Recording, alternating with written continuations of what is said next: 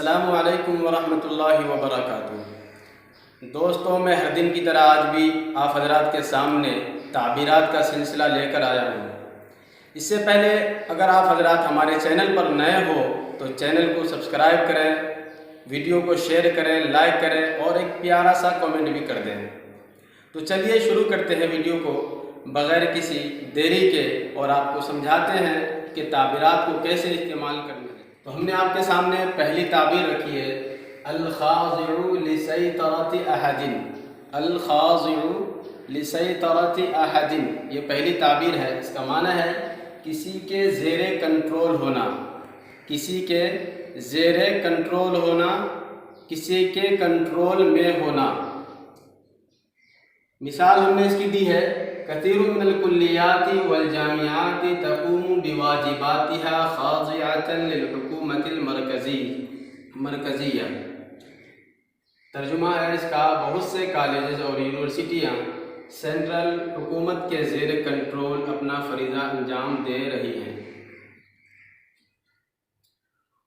تو امید ہے کہ آپ کو یہ تعبیر سمجھ میں آ گئی ہوگی۔ اگر آپ کو کہیں پر زیر کنٹرول استعمال کرنا ہو تو تحت کے بجائے آپ تحت سیطرہ کے بجائے آپ الخاضع لسیطرۃ احد استعمال کر لیجیے۔ دوسری تعبیر کو اور بڑھتے ہیں اور دوسری تعبیر کا استعمال دیکھتے ہیں۔ دوسری تعبیر ہے تعرض لکذا۔ تعرض احد لکذا، کسی چیز کا نشانہ بننا، یعنی کسی چیز کا نشانہ بننا۔ مثال دی ہے ہم نے، آپ مثال دیکھیں زیادہ سمجھ میں بات آ جائے گی۔ ربما يتعرض الانسان للانتقاد لسوء قوله۔ ربما يتعرض الانسان للانتقاد لسوء قوله۔ بسا اوقات انسان اپنی غلط کلامی کی وجہ سے نکتہ چینی کا نشانہ بن جاتا ہے۔ بسا اوقات انسان اپنے غلط کلامی کی وجہ سے نکتہ چینی کا نشانہ بن جاتا ہے۔